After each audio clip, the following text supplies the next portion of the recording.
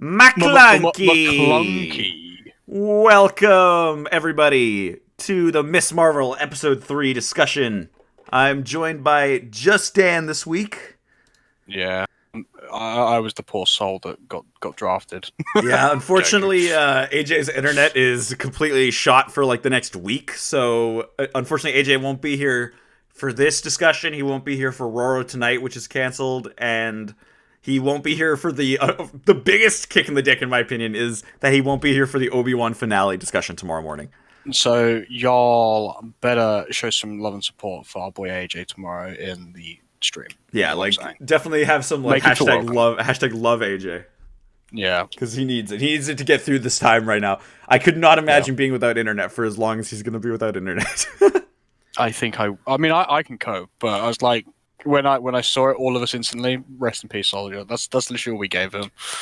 I just like I He's mean not like hopeful I could since. play offline things, sure, but like I think my thing is that I just need to talk to people. I'm a very social person, so Yeah, like me the too. the disconnection would irk me a lot. Yeah, But yeah, so that's the situation with AJ. So it's just me and Dan today. Probably going to be a little bit of a shorter one, because Miss Marvel in general is a little bit of a smaller scale show to talk about in general than like the other things like Star Wars. But yeah. I think it's still a good Oh, show. that's Like, gonna be interesting. so how did you feel about this week's episode of Miss Marvel, Um, Dan? I it was good. I think you and I hit the nail on the head about the certain people that showed up in it. Being what we thought they were going to be. Does that make sense? Like, what So are you referring to with that? the woman who saves Miss Marvel at the end of We were the wrong second about that episode? though. No, Yeah, I I think so. wasn't. What did you think? Nuh-uh. I said that she's the baddie. Oh, yeah, absolutely. Okay, yeah. I got vibes of that for sure. Even at the very beginning of this episode, I felt like with the flashback between Aisha and I can't remember her character's name actually, like the bad one that we're talking about. Yeah, But like through that vibe, I was like already getting the fact that she's probably a sus character. You know what I mean? Like she's doing things that are sort of weird. And for goals like this bangle is attached to the arm like of a person she didn't even seem to care. So I was like, okay, so she only cares about this one thing. yeah, for sure. I really like the episode though. Again, I think the show is getting better and better and better. Like each episode I find more and more to like from it and more that makes me go, wow, this show actually is doing a lot more than I would ever have given it credit for. Yeah, and I mean, I think that's the beauty of it. There's no expectation going into it.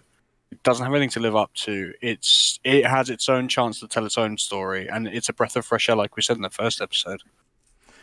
With the even like we didn't talk about this necessarily last week, and I feel like we should have because upon rewatch of it when I watched it with Paris, I did notice that the DODC, I think that I would call them also a secondary bad guy for sure, just based on the fact that Yeah, what we're seeing within that corporation or whatever you'd call it, that group is again racial profiling and like terrible yeah, actions like that. The main lady is shown to be super aggressive when it comes to the fact that like she was pretty much the one that led the charge on the fact that it yeah, could have been a minority superhero, and she made that like a big deal. So I think that's also like a thing that we're going to deal with in this show, right? Is like these seeing like that minority superheroes do get a different treatment from like the public, and if not even just the public, but the sort of the governing bodies behind them, sort of thing. exactly, yeah.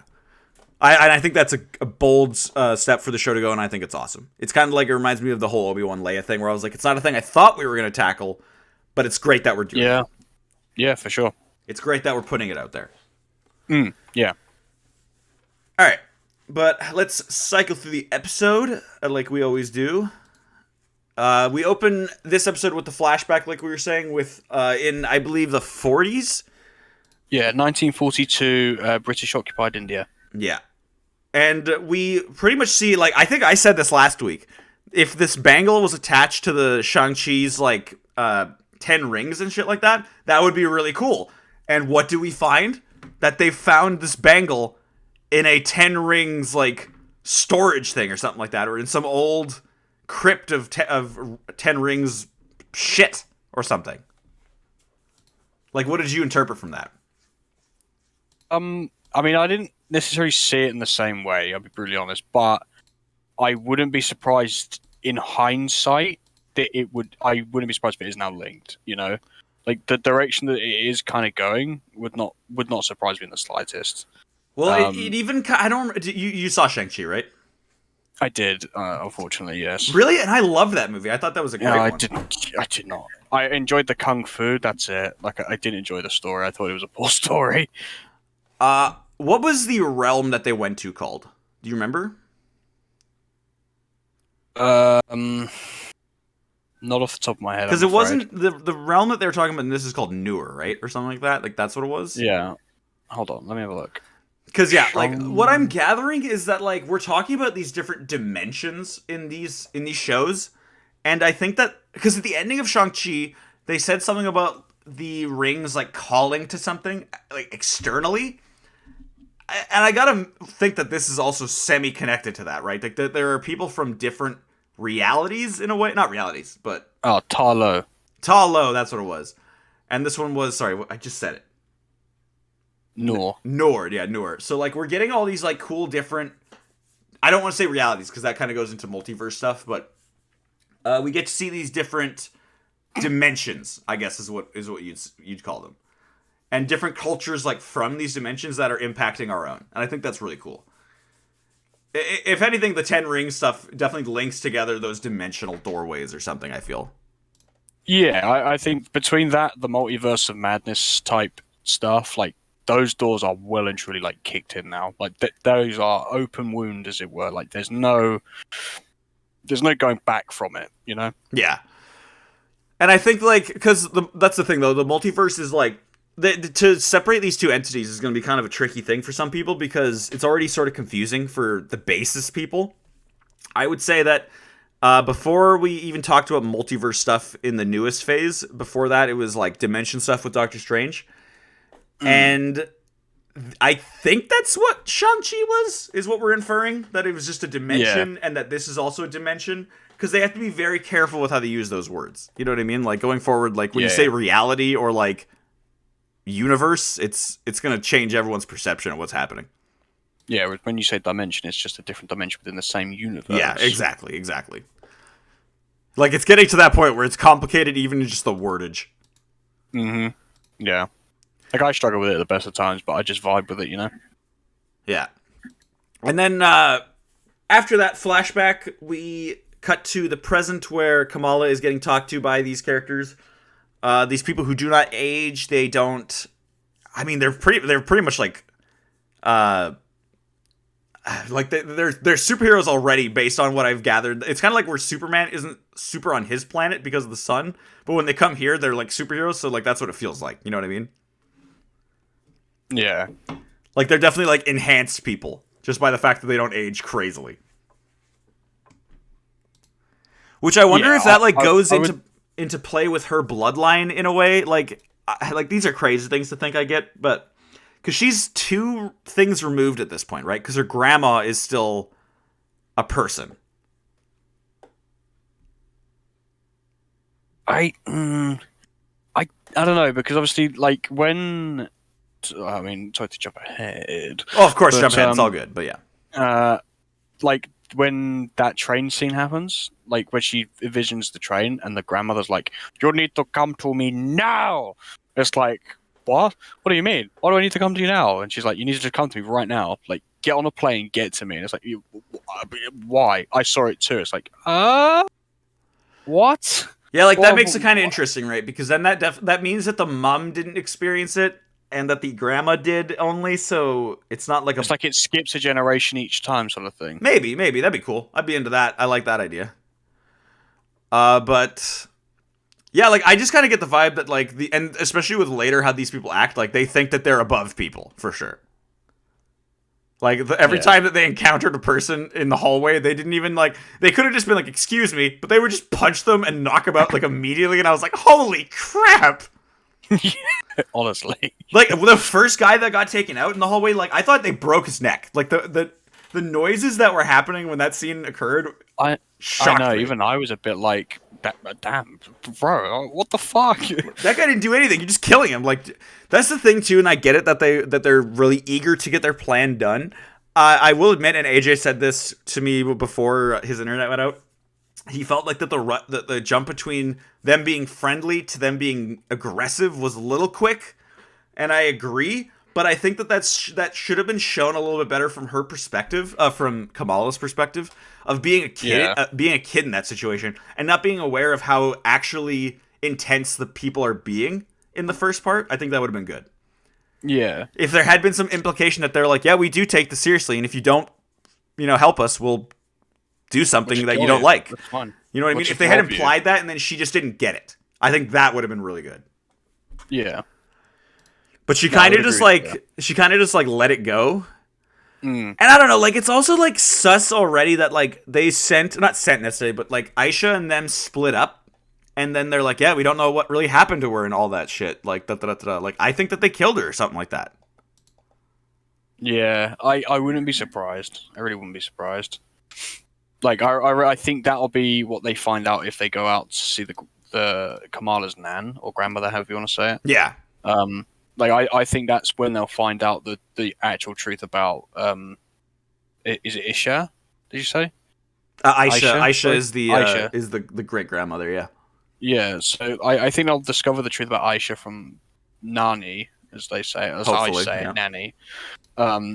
So I think that'll shed some light as to what the hell's actually going on, because obviously at the moment everyone's like, hush, hush, we can't talk about her.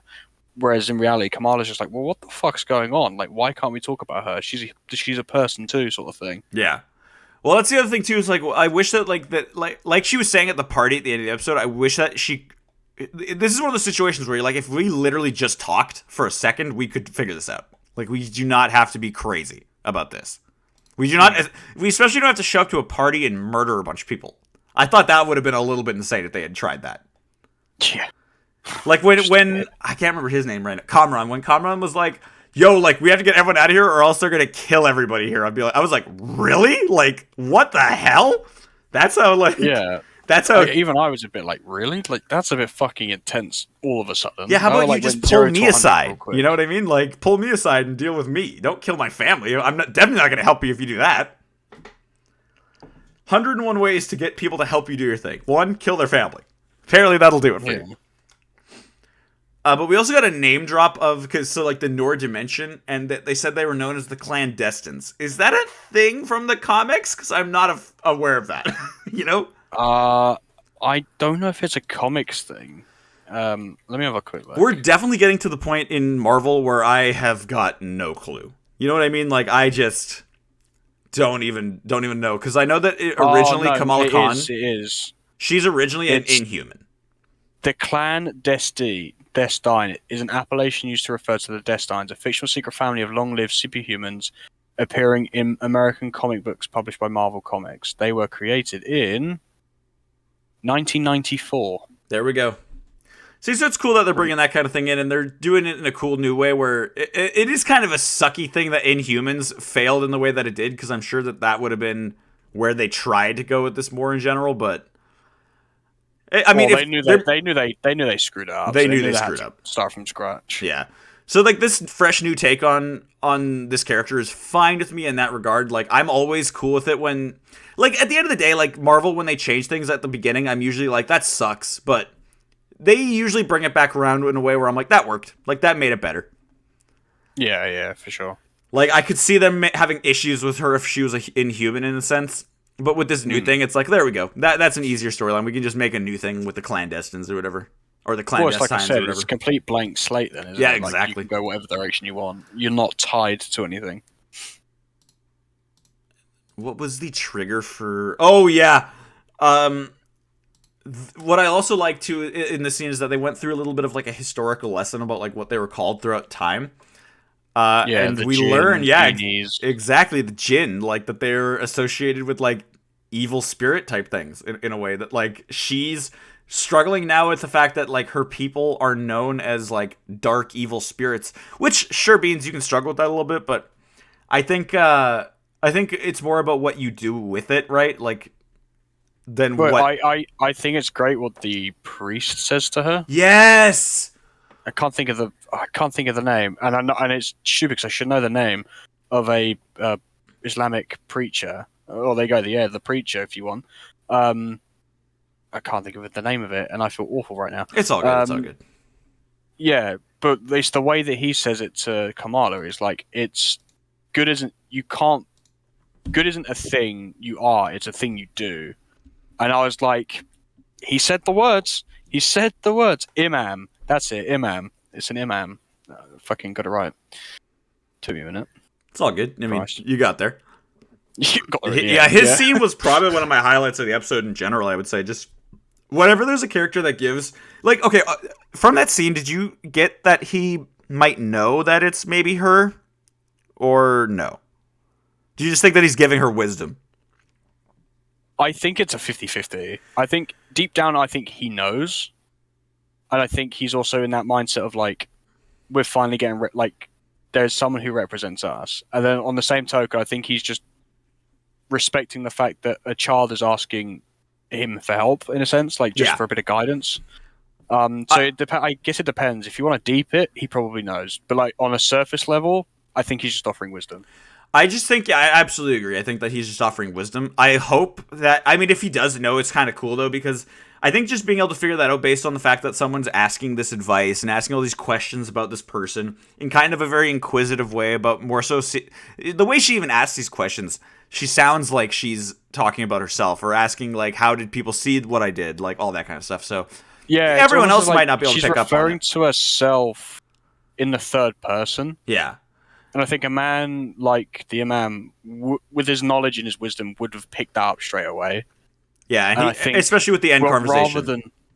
I think rather than outing her, he was just like, because she didn't explicitly say it's her, he also kind of said it in a figurative statement as well. Exactly, yeah. And I think I think that's, like I say, like on a surface level, just wisdom, but like I say, if you want to deepen go into it and analyze it, you could argue that he knows and he doesn't care in that sense. And exactly, yeah, he doesn't care. He wants her to do it because if she can, it's she for the should. Greater good. Yeah, exactly. Yeah, because it's for the greater good. Like the whole with great power comes great responsibility thing, right? Like it always comes back to that where if you have the capability to do these things, then you should. That's always what it is in these Marvel shows. Yeah, exactly. But jumping back a little bit from that, we got to talk about when Bruno and her have their conversation. I specifically got to bring up, this is such a relatable thing in these kind of like kid show versions of this, because this is a character who's obviously a fan of the universe itself. So she's aware of all the things she possibly could be with these superheroes. When Bruno said in like the first episode, like, yeah, you have something, or the second episode, you have something inside you that like awakened with the bangle. And she's like, oh, maybe I'm like this. Maybe I'm this. Maybe I'm this. And even in this episode... Asgardian, maybe I'm this. Yeah, maybe in this... I'm definitely not Asgardian. And then in this episode, she's like, it's something super lame. Like, and I love that. Like, that she's like, it's not a cool thing what I am. It's literally just like... It's literally just like a... I mean, it's still cool, yeah, but it's like... I could have been anything, like, name-wise, but I'm this thing that no one really would know. You know what I mean? Like, I'm from a different dimension that you're not aware of. I could have been Thor, goddamn. But yeah, I love that. Just because seeing all this stuff from a kid's perspective is like why I like this show in general. Because we get to see all this stuff from a whole new eye point of view. I mean, I guess we see it with like Peter Parker, but like this is even smaller. I'd say like this is smaller scale than that. Much smaller scale. Yeah, and then we got Kamala asking Bruno to look into interdimensional travel on a paper that Dr. Eric Selvig wrote. I like that little mention of him. Yeah, that was nice. And I just like that in this universe, it's just a thing that you can like theoretically look up. Is like, how do we do interdimensional travel? Like, how does that work? Yeah, literally. It's just like, not much to it. So I thought that was a great little scene. Is that the scene where they talk about Bruno going to college, or is that later? Same scene. Same scene? Yeah. I like that little encounter, right? Because it's like, it's Bruno showing like, yeah, like I care about you and I'm willing to do all this stuff for you, but I just gotta like, I gotta know kind of like what like the situation is, if that makes sense. Yeah. It's because this is all dangerous stuff. Like, and I like that. Like, she's like Captain Marvel would like bang in with her fist and just get it done, and it's like, no, not really. No. I like how he's like, yeah, and she's what's the word? Not clumsy. And that would make her reckless. Yeah, that would make her reckless. Yeah, because absolutely, yeah, like just going in with this plan like right away would be just insane, especially if it could cause like a cataclysmic thing. Yeah, exactly. Okay, and speaking, sorry, of the imam, is that what it is? Imam, yeah. So IMAM, if memory serves. Yeah. Sorry if we're getting that wrong, anybody, but we get the next scene where the DODC. Yes, it is an imam. Imam. Okay. Yeah. We get the next scene where the DODC enters into the mosque, right? Oh, what with the DODC? Yeah, they come and speak to the imam. Yeah. Yeah, and we got a nice scene for Nadia to kind of like boost up and show that she's like taking steps in the community thing. I really like that because she to me like showed right there that she could do it. She literally stood up to these government official people. So I thought that was like a really good scene. A really good scene for, again, to show that these DODC people, especially this main chick, do not really care about culture. She is racially motivated. Absolutely. The best part of the DODC thing so far is the fact that the guy was like, what? Like, why are you assuming this? Yeah! Like, she's definitely of like the old school sort of FBI, CIA background where it's like, it's definitely this specific minority of people. Whereas he's just like, what? I'm just trying to get some fucking answers. I noticed that also, like, entirely, where, like, yeah, like, she brings that up, and the directing immediately cuts to him and giving, like, a very confused, concerned look, even, where it's like, why are you even bringing that up? Like, that's not relevant. No, it's literally irrelevant. And then the second he was like, right, you need warrants, and she's just like, no, I don't. I'm just going to go march in with armed people. And it's fucking... That was rough. And when he was like, "Oh no," the imam was like, "Oh no, we don't know anything about it." And then Nakia's just like, "Where's your warrant? You can't enter a holy place without a warrant." Yeah, because they were just gonna search the premises like right away, and it's like, Jesus, people, like, there's nothing like even indicating that there's a person here. No, and the thing is, it's a holy place. Like, even the law has to be careful. And obviously, and I love the little whip comment that Nakia gives back. It's like, oh, and please, next time, take off your shoes. Oh, I think the imam said that. Yeah, he was like, yeah, please, if you're gonna show up to this place, like, warrant. And it was like, as they're walking out, I was like, and next time, remove the shoes. Yeah, like got him. Yeah, I like that scene in general. The imam is a very great character. I like to see these kind of moral compass characters in these shows. Like, I actually don't think the counselor didn't show up this episode. So that's kind of a bummer.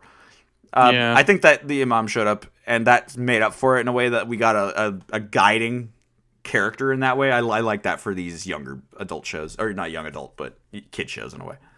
Yeah. And then we got Kamala watching the shitty TikTok of her saving the boy from the other day, and man, people are unflattering with how they edit these things, eh? Because, like, just the way that the kid was bouncing between the things made it look so bad.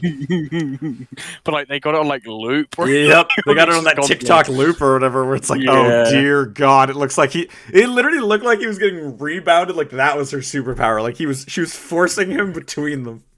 Yeah, I know. I loved it. But I also like that, like, Nakia sees that Kamala's watching this, and she conveys her own, like, worry about this character, right? And that's kind of like what fuels Kamala's insecurities in this episode, is that, like, there are people in her culture that are just, like, not okay with what she's doing, right? Yeah. But at the end of the day, someone's got to do it, right? Like, somebody has to make that step. And Nakia also getting voted in was a nice little thing. I was actually worried that she wasn't going to win and it was going to be like a dick kick moment in the season, but I'm glad that she won.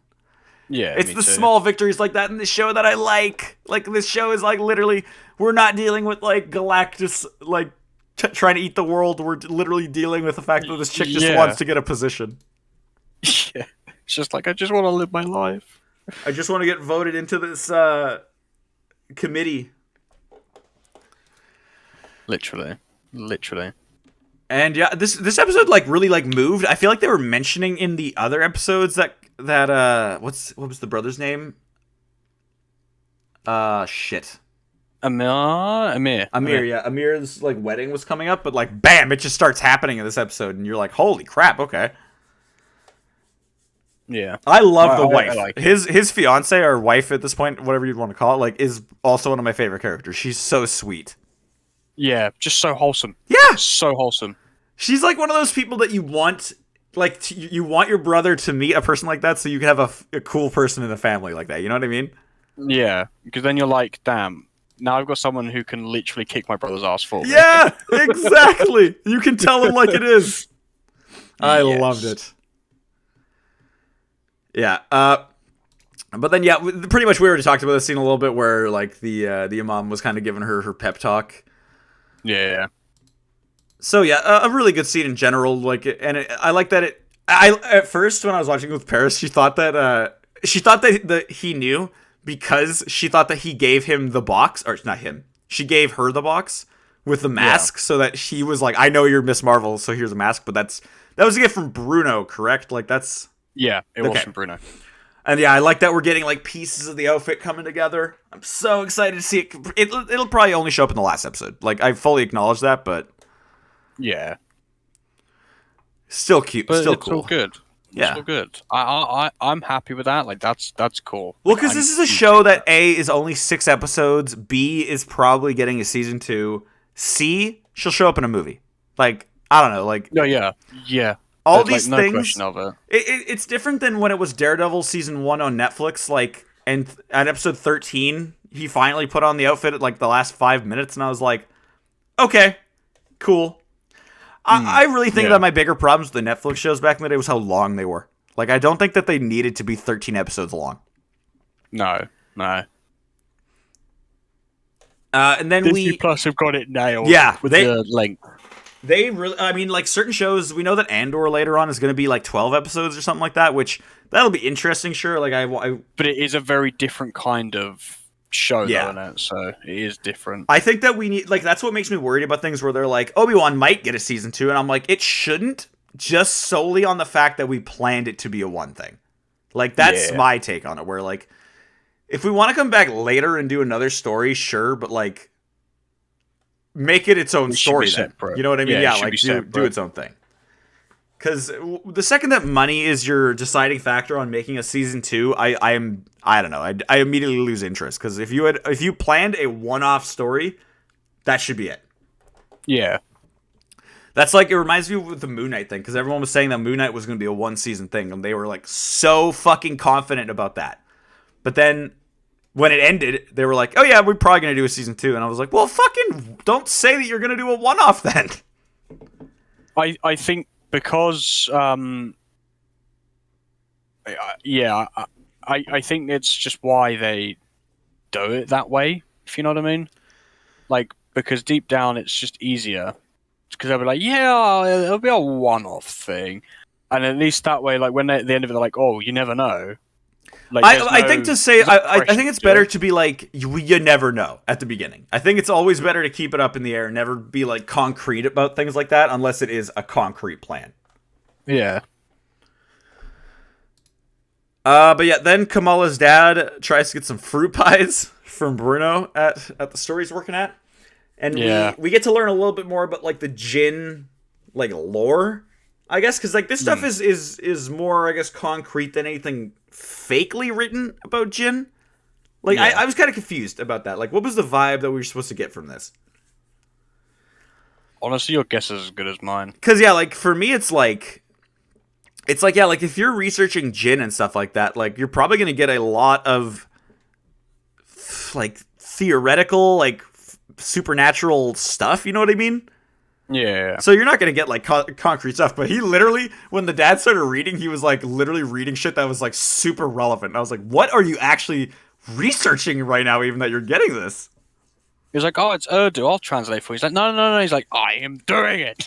Oh, okay. Fuck. Also, I forgot to mention this at the very beginning when they're talking at the meeting. The non-ant chick, I can't remember her name right now, sorry, but she specifically mentioned, yeah, like her and Aisha and the rest of them were all exiled from the Nor dimension or whatever. Yeah. So yeah, that absolutely is coming into play. Like they're not good people for sure. Like they already set that up there. But Aisha was also in that group. So I wonder what, like, that's my thing is like, what is your, why are you bad? Why are you bad? Yeah, like what did you do that was so bad that got you kicked out from this fucking realm into this one? And that you want to go back like for so badly. No doubt? Yeah, exactly. You want to go back for revenge or something maybe. And it's like, what are you going to do there even? I want to see the newer dimension though. I don't know if the budget for the show would allow for that, but I would had a big budget, mate. Like they don't have small budgets for these programs. I mean, like, I think what we're seeing more recently with the Disney Plus shows is that the budget is not as big as we think. At the beginning of Disney Plus, I think that they were going hard on like look at how good this looks and look at how good Disney Plus can look. And I think that like lately it's kind of dropped. And I'm not saying that in a bad way, but I am saying that in a way that I don't think we're going to see something like a crazy newer dimension in the show or something. Yeah. Like we saw something already crazy in Moon Knight with the duet. So I don't think we're going to see something like that in this show. And that I might get totally proven wrong, but if anything, it'll look kind of like it did in Shang-Chi where it was just a lake and a forest. We were like, oh, okay. Like, that's all we got? Okay. Kind of reminds me of our problem with Star Wars planets, right? Where, like, sometimes they just look too much like our planets. Where I'm like, it kind of takes you out of it. Yeah. It's just out of this world. Yeah. Oh, wait, this is the part. Okay, Bruno then, after researching it, is like, yeah, I got into Caltech, and I don't think we should do this plan yet because it could be pretty bad, especially with not knowing all the factors. Like, I think that's a key factor in general, is that, like, these other people should be taking this problem to someone bigger than themselves and trying it, because it's very annoying to me that, like, we're literally having to get Bruno, the really intelligent kid, yeah, fair enough, but we should be getting really I'm trying to think of who's like a Tony Stark right now in the universe that's really smart. Who's like up there? Do we not have a smart person anymore? Dan? No. Yeah. I don't think we do. Like, we literally don't have like a Tony anymore in that way. I mean, it depends on if we do officially get to quote a Reed Richards. I think we will, for sure. Okay, wait, actually Hulk, like, Banner is kind of a scientist. But he's more of like a... I mean, they did call him in at the end of Shang-Chi, so maybe he does know things. Yeah. I think also, like, a lot of the science stuff in Marvel is very, like, skewed, if you know what I mean. Like, they'll be like, yeah, this person's a this scientist, but they can also do, like, a bunch of other shit. Like, they're pretty open with that. So basically, the Marvel budget for each, like, for episodes at the moment is $25 million an episode. Fuck. That's a lot of money. That's a lot of money. I don't know if I would really say it's showing on screen a lot of the time. The shows Falcon and the Winter Soldier, WandaVision, and Hawkeye will cost as much as $25 million per episode, according to a Hollywood Reporter. Variety had previously reported that the shows would be 6 to 8 episodes long, so each series would cost about $150 to $200 million. Yeah, and for a show budget, that's fucking astounding. That's insane. Most shows don't even get that ever. No. Like, even close to that. Yeah, but I don't want to be that guy, but I really just don't feel like it is shown on screen that well lately. Like, in the in the Disney Plus products in, like, the last year, I'd say, like, I definitely felt a drop. I would argue for Marvel, yes, but not for Star Wars and stuff. That's very different, I think. I don't know. We'll talk about tomorrow for sure, but with Kenobi, I definitely feel like the budget, like, there was something hindering some of that show for sure. Yeah. Oh, I get what you mean. Because like filming that third episode Marvel, on I like agree, though. filming that third episode on like that desert and then like a quarry was just like very bland. No, I get you. But I would agree in the sense that Marvel lacking, maybe not the word I'd use, but like there is a dip. There is a dip. Yeah, like like even with Moon Knight, I can attest to some people saying that there was bad CGI. I would be like, there was some definitely not good looking moments in that show, but for the most part, it did a good job with having a god with a bird head on him. You know what I mean? Like that looked the best. And then there were parts where Moon Knight himself looked kind of meh, in my opinion. But anyway, the other thing as well, I think Marvel in its entirety, I think is starting to move more towards practical effects for a lot of for the shows. That's interesting because like I feel like that they had like they started practical, moved into a more CGI world, and then they might be bouncing back into that practical world. Yeah, because they're adopting the what's that box they use for Star Wars? The box they use for the volume. Volume, yeah. So like they've adopted that method as well. So there will be like changes in that sense to the shows. Yeah, and I think that the problem is that I think the volume only really works well in certain aspects. Like, I like the volume when they're doing like outside cool shots, like when you can do really weird things. But then the volume when you're doing like city stuff, I feel like I can see it. Like I can always tell. Yeah, no, that makes sense. But yeah, back to Miss Marvel. We get at Amir's wedding a great speech again by the dad. The dad in this show is like seriously the star. I think like he is like the guiding light. He's the main character, and we're just here for the ride. Yeah,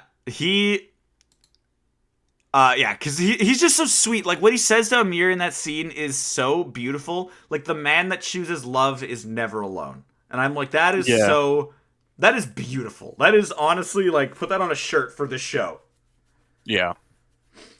And then like I was saying with the wife, like in this moment even of like the I do kind of thing when they were going all through that, I just loved how casual they are with each other and how sweet you can tell that how much they love each other in this moment. Which is with like the I do or whatever at the very end. I do, and then he's like, yeah, she's alright. Yeah, like yes. That's love right there, folks. Like that is true love. Yeah, because true love is like, I mean, they're right. I don't really have anyone else, and it's like, yeah, all right, dickhead, thank you. Yeah, it was a beautiful scene, very colorful scene as well. Like such vibrant color clothing, and I thought it matched the mood of the scene. Oh, it was so good. On that freaking note, if we're talking about colors and stuff like that, and just like popping off visuals, okay, the dance number that was at the wedding, yes, that was so much fun. Like, I loved every second of that. Like the mom and the dad dancing together, and then like the other mom and dad from the wife's side, like doing their normal. Like, what the hell is that dance called when they do the grabs from the sky and then they pull down? You know what I mean? What's that called? It's just ballroom dancing. No, that's totally different. That's a certain type of. That's like that dance you do when you're like the underwater dance. You know what I mean? Like when. Oh, like the synchronized swimming stuff. No. When you're holding, I'm talking about specifically like the wife's parents when they're dancing. They do like one of those. It's pretty much like a white person dance move where like you hold your nose and then you pretend you're going down underwater and then you do it. Oh, they like did that dance move. Yeah, thing. That kind of thing. Yeah. Like they had a very disco vibe, and I was like, that's so beautiful.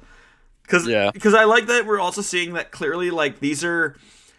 The wife is clearly from just like I don't want to say normal family, but a family that isn't in the religion. I'd say like isn't part of this.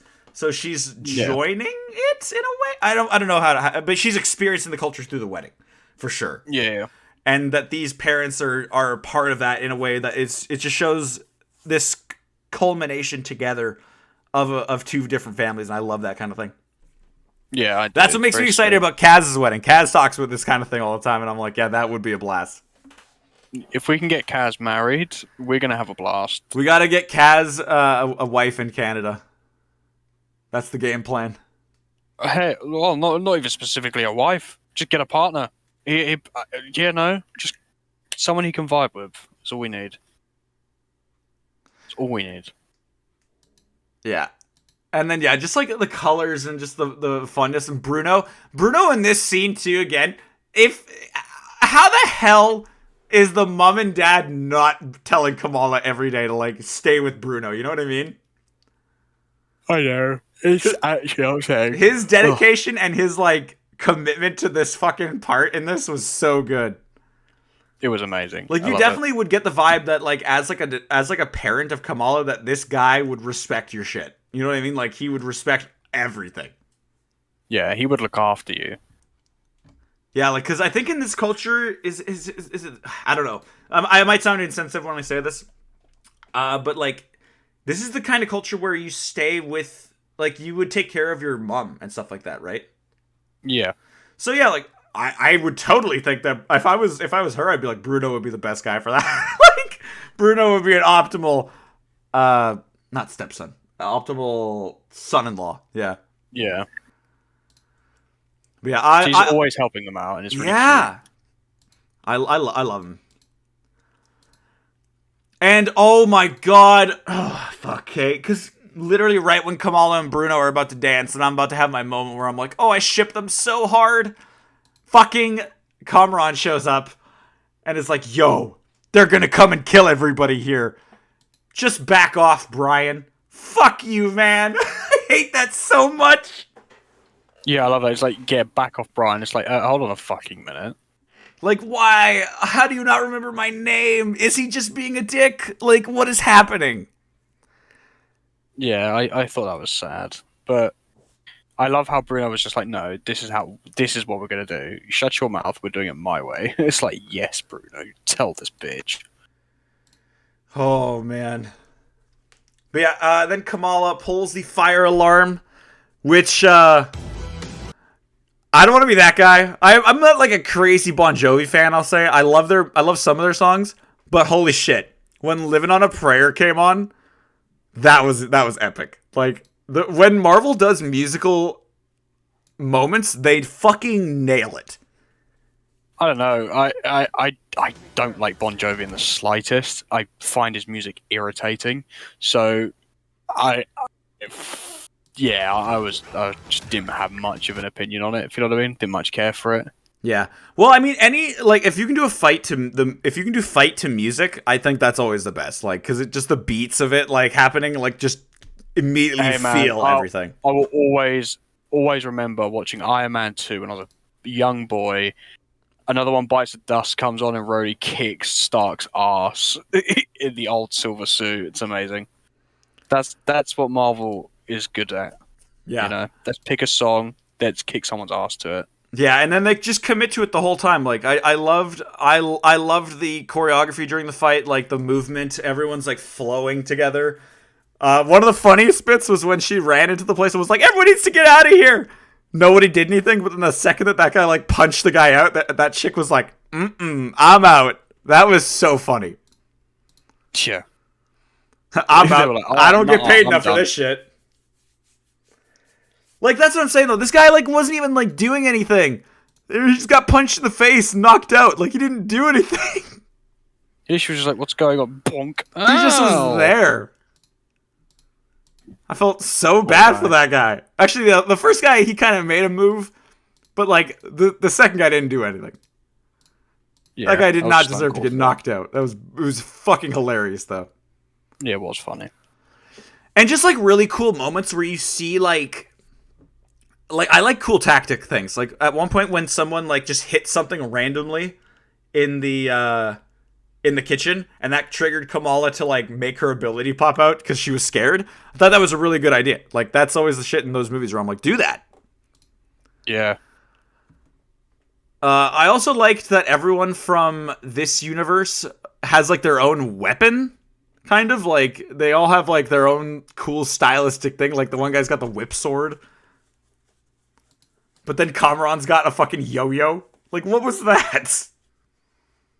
Yeah. Ugh. I don't like his character. Like, Kamran? very much. Yeah, I just find him infuriating. Yeah, I don't know what they're gonna do with him necessarily. I imagine, yeah, he's gonna be like the good guy throughout the show, and he'll probably be the only one of them to survive. I think at the end of this, and Yeah. I don't know. I don't want him to get with Kamala at the very end. Yeah, like because you know me, I'm a Bruno stan, but Yeah, me too. I just think that there are avenues to go with Kamala, that maybe he becomes like another superhero with her. Like, that's the thing, right? Since Miss Marvel is such like a new superhero, like I think we established a couple episodes ago, she came out in like 2012 or something. Like, Yeah. she doesn't Yeah. have a whole lot of like cast to go along with her. So like maybe Kamran is a thing. Also, it kind of reminds me of in Squirrel Girl, like in the comics, there was a character that Squirrel Girl was like associating with for a while, and then it turned out that he also was like a stupid superhero, kind of like, I don't know what it was. It was something with like a hippo, I think, or something. But it was like Hippo Man or some bullshit.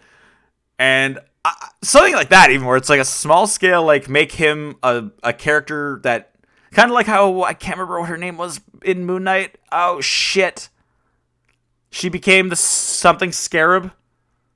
Yeah. Yeah, I like that kind of thing where it's like we don't really think that this character is somebody, and then at the end of the show, it's like, oh, that's how they got this character in. What was her name again? The something scarab? The silver scarab? Scarlet Scarab. Scarlet Scarab, that's what it was, thank you. Which, if you were to deep it, if she is traditional Egyptian, she is, through technicality, the first Muslim superhero. Absolutely, yeah. I would totally say that, yeah. Obviously, it depends on whether the character is actually Islamic, but if you were to go off of if she is modern Egyptian, a typical Egyptian woman, then yes, she would be of the Islamic faith. So, like I said at the beginning, through technicality, it could actually, Scarlet Scarab is actually the first. But it depends on how this fits in the timeline, because they've just said that they fixed the timeline slightly because Multiverse of Madness is set before the shows. Except for WandaVision, it's set before the shows. So like Winter Soldier, Hawkeye, Miss Marvel are all set after the events of Doctor Strange. Yeah, okay. I can kind of gather that in some certain cases when we see like Christmas and shit like that at times. Like that's always my tell is like we saw Christmas and Hawkeye and Spider-Man, and that was like way later, so I was like, okay. Yeah.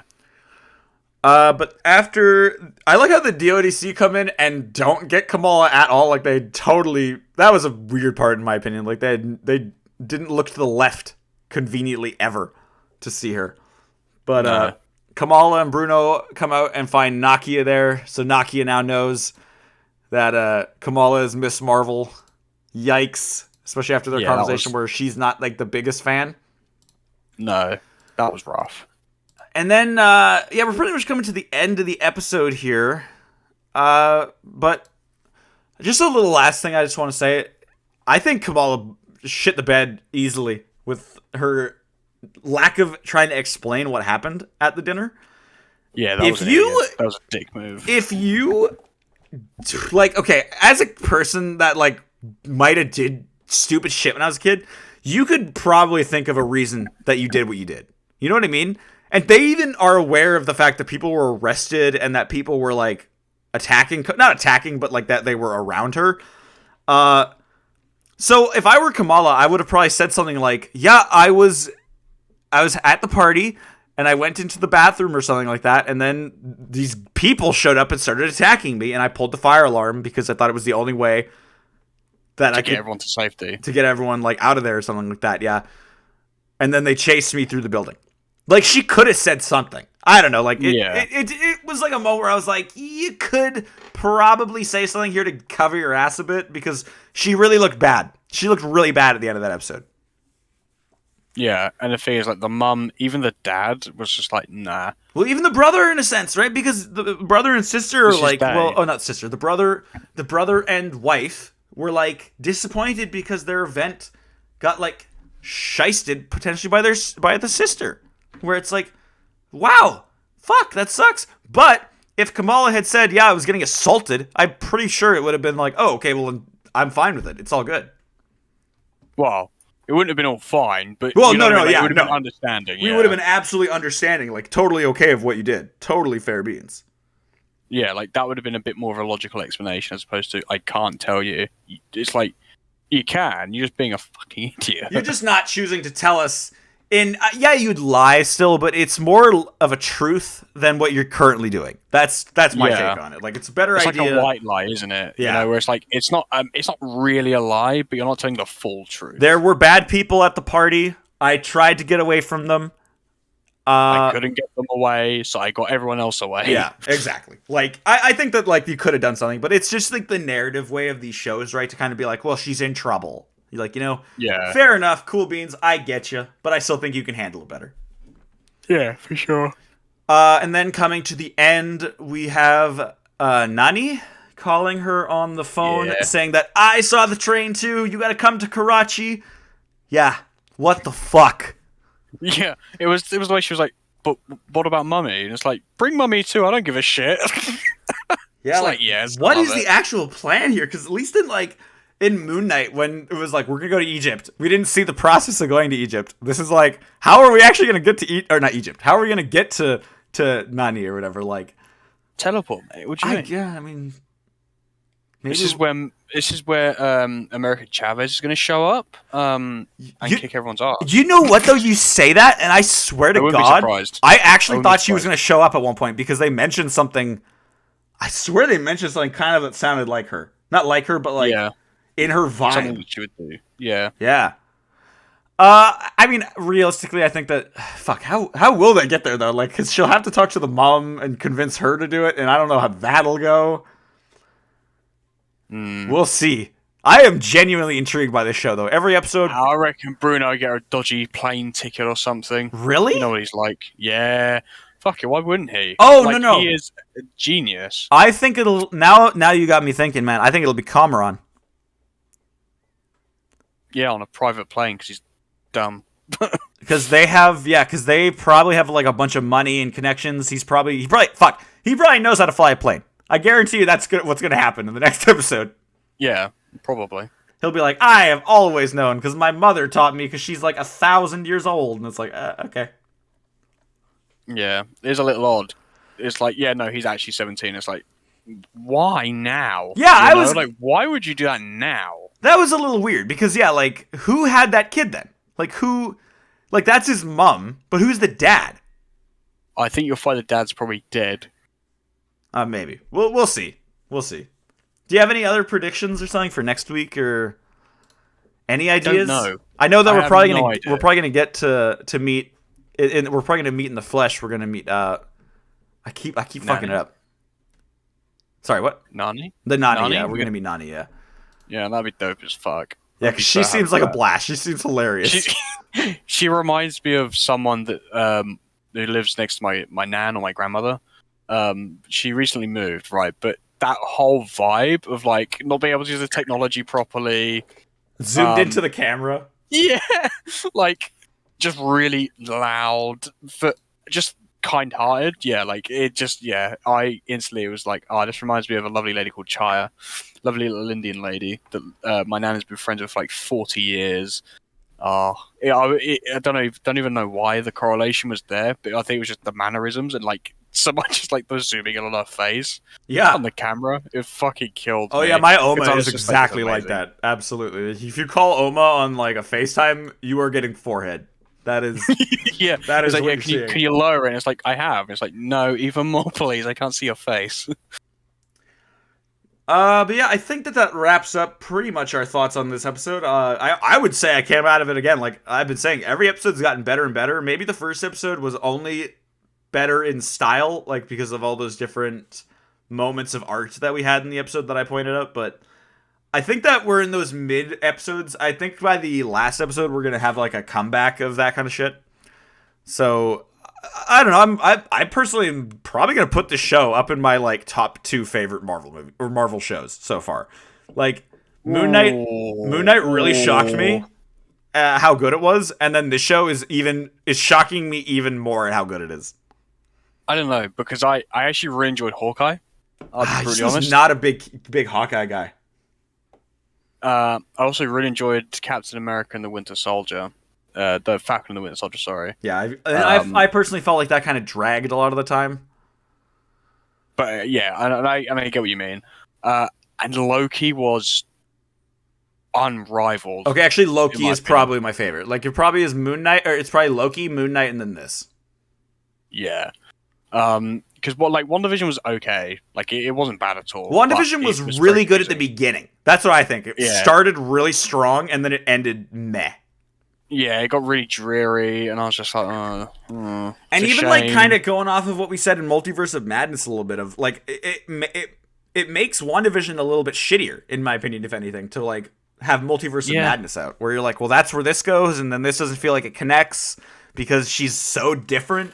Which, yes, I get that the Darkhold changed her, but like when you're having like these character things happen like that off screen, it's kind of annoying. Yeah, it would have been really nice to see a movie of her going through that as well. Yeah, because like it's just like, oh, I've had the Darkhold, and it's like, how long have you had the Darkhold? Like, did you have it when you were in WandaVision when you were fighting Agatha, or was it she had it at the very end. We saw her get it from Agatha at the very end, but you know what I mean? Like, how much time has passed? Yeah, we never get like clear answers on that, and that's why when things like in the first Spider-Man movie, when it was like 8 years ago, talking about Avengers, everyone was like, "What?" Like that was that long ago, supposedly. Yeah, like. I don't know. Sometimes the timeline thing is a little weird, and I think they should try to like chill out with that. But I don't know. No, man. I want a who's the Donnie that does like overcomplicates everything to Scott Lang. You know the guy I'm on. Oh my god, I know. Michael Pena is the actor's name. Yeah, Louis, yeah. Lewis, or something like that. Right. I want a Louis explanation on the current timeline of events of Marvel. I absolutely. If that doesn't happen in Ant-Man 3, then yeah, like that is a wasted opportunity because he is like easily the funniest parts of those movies. Yeah, like I would be so happy if that happens. All right. We're pretty much just gonna wrap up here. Probably not gonna even raid into anybody today.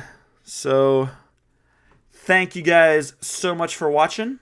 And we will be back tomorrow at a different time. We're going to be at 9 a.m. PST, very early in the morning stream for you guys, talking about the season and series finale, potentially, of Obi-Wan Kenobi. Giving you our thoughts on that show and how it ended awesomely. And, after that, we'll be back with regular like gaming streams and stuff like that maybe next week. And, and then we're going to probably be moving Miss Marvel to Saturdays to replace the Obi-Wan stream. Because it'll just be easier for everybody, I think. So Yeah. We will see you guys later. Maclunkey.